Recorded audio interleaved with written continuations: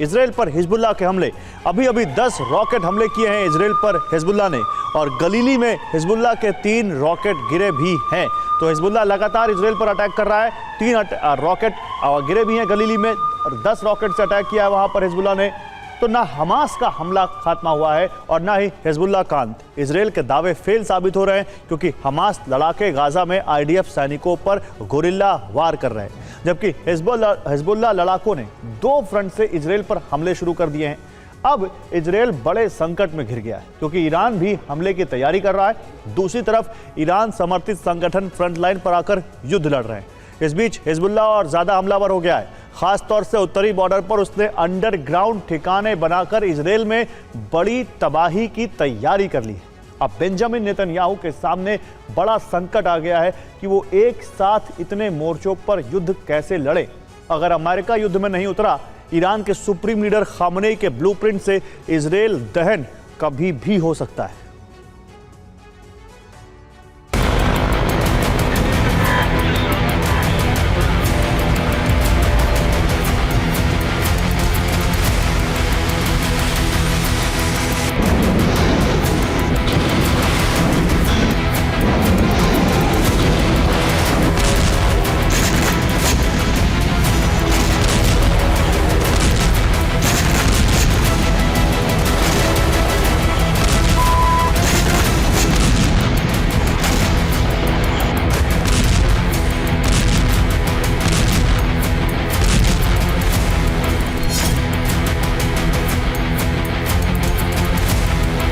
Baalbek से लेकर Beirut तक इजराइल पिछले 2 महीने से हमले कर रहा है।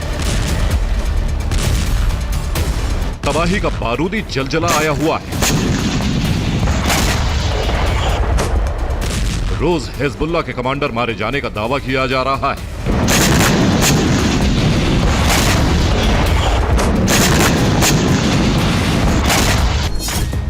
लेकिन सवाल उठ रहा है, अभी तक हिजबुल्लाह का खात्मा क्यों नहीं हुआ?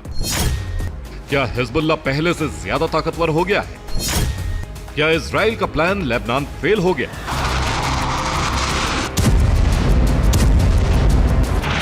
इजराइल के हमले अभी भी जारी हैं। हिजबुल्लाह का संपूर्ण अंत नहीं हुआ है, इसके सबूत लगातार मिल रहे हैं। उल्टा हिजबुल्लाह ने एक नया फ्रंट भी खोल दिया है। एक तरफ लितानी नदी से लेकर इजराइल बॉर्डर तक हिजबुल्लाह लड़ाके इजराइल पर हमले कर रहे हैं। दूसरी तरफ सीरिया में भी नेटवर्क बढ़ता जा रहा है। अब गोलन हाइट्स पर भी इजरायली पोस्ट पर हमले हो रहे हैं। खामनेई ने जो ब्लूप्रिंट तैयार किया है, उसमें हिजबुल्लाह की मदद के लिए एक बड़ा प्रॉक्सी नेटवर्क बनाया गया है, जिसमें हिजबुल्लाह को न सिर्फ हथियार पहुंचाए जा रहे हैं, बल्कि इजराइल पर अलग अलग फ्रंट से ईरानी प्रॉक्सी हमले कर रहे हैं। यानी इजराइल को प्रॉक्सी के जाल में उलझाया जा रहा है, जिससे हिजबुल्लाह फिर से लंबे युद्ध के लिए तैयार हो सके। नईम कासिम के नए हिजबुल्लाह चीफ बनने के बाद से हिजबुल्लाह के हमले भी बढ़े हैं, और उसका पैटर्न भी।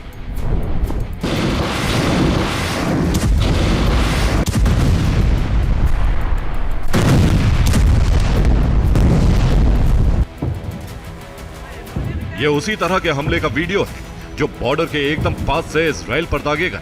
वीडियो में साफ दिख रहा है, किसी अंडरग्राउंड ठिकाने से रॉकेट हमले किए जा रहे हैं।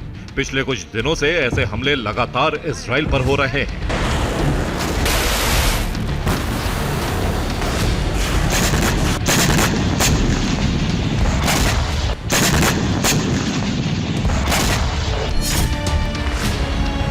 इस बीच आईडीएफ ने दावा भी किया है कि उसने उत्तरी बॉर्डर के पास ऐसे ठिकानों को तबाह किया है जिसमें भारी तादाद में हथियार भी बरामद किए हैं।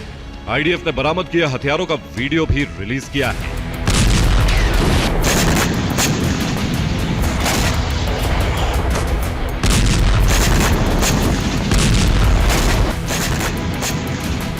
जबकि उधर हिजबुल्लाह ने भी एक वीडियो जारी करके मोसाद की बेचैनी बढ़ा दी है। वीडियो में दिखाया गया है कि पिछले कुछ दिनों में हिजबुल्लाह ने उत्तरी बॉर्डर के पास इजरायली ठिकानों पर हमले किए, जिसमें सैटेलाइट इमेज भी दिखाई है कैसे और कहां हमले किए गए।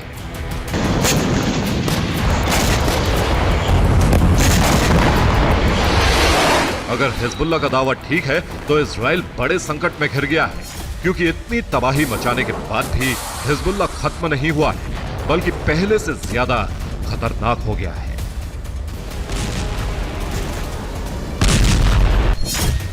उसने लितानी से लेकर उत्तरी बॉर्डर तक ठिकाने बना लिए हैं। हिजबुल्लाह ने खुफिया ठिकाने जमीन के नीचे बनाए हैं। सुरंग नेटवर्क भी तैयार कर लिया है। बॉर्डर से 0 डिस्टेंस से रॉकेट फायर किए जा रहे हैं। रॉकेट 19 से 30 सेकंड में इजरायली सीमा में प्रवेश कर रहे हैं।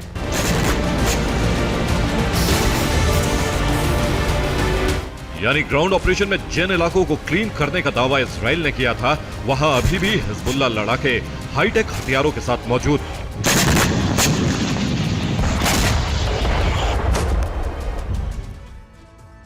तो करीब 1.5 महीने से इजराइल लेबनान में तबाही मचा रहा है। उसने हिजबुल्लाह ठिकानों को खाक करने का दावा किया, लेकिन नए हमलों से साफ है कि हिजबुल्लाह का खात्मा नहीं हुआ है।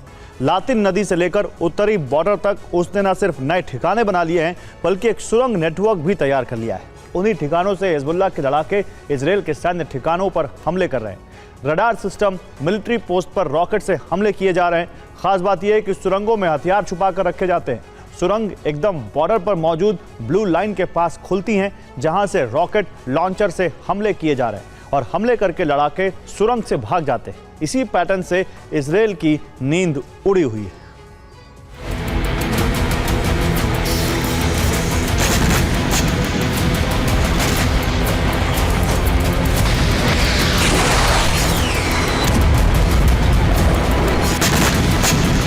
यानी अब खतरा पहले से ज्यादा बढ़ गया है, क्योंकि हिजबुल्लाह लड़ाके रॉकेट स्ट्राइक के अलावा इजराइल में घुसकर भी हमले करेंगे और वापस सुरंग में छिप जाएंगे।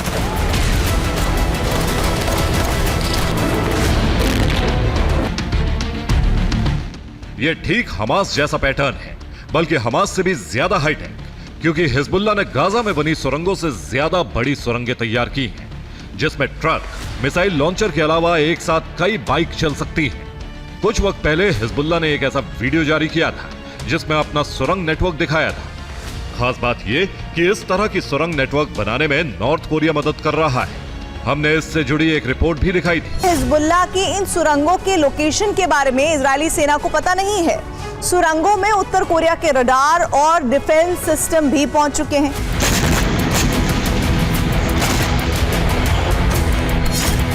हिजबुल्लाह कितना ताकतवर हो चुका है, उसका सबूत है मलाम मिलिट्री बेस पर हमला।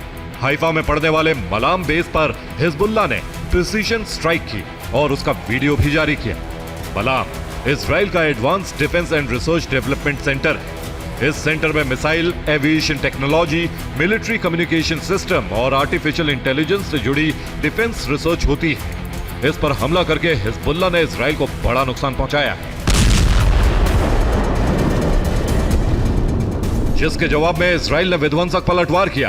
बेका घाटी में बमबारी की गई। इस हमले में हिजबुल्लाह का एक कमांडर इमरान अहमद अल मरसाल मारा गया, जो सऊदी अरब का रहने वाला था। बालबेक के अलावा तायरे पर भी हमले किए गए, साथ ही ग्राउंड ऑपरेशन भी तेज किया।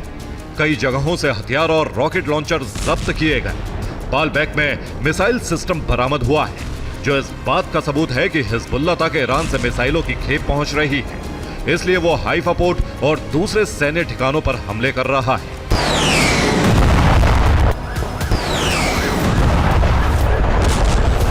हिजबुल्लाह के हमले बढ़ रहे हैं, जिससे इजरायली सेना को ग्राउंड ऑपरेशन में मुश्किल हो रही है। घाटियों का इलाका होने से काफी मुश्किल हो रही है।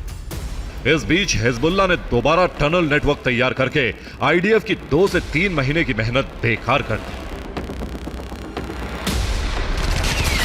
अब इजरायली सैनिकों का मनोबल टूट सकता है, वो थक गए हैं। हो सकता है इजरायल के सेना प्रमुख ग्राउंड ऑपरेशन रोकने का आदेश दे दें। इस बीच खबर यह भी है कि नेतन्याहू के करीबी नेता ने बीते हफ्ते मॉस्को का दौरा किया था और लेबनान सीज फायर पर बातचीत कर चुके हैं। Bureau report, TV9 Bharatvarsh.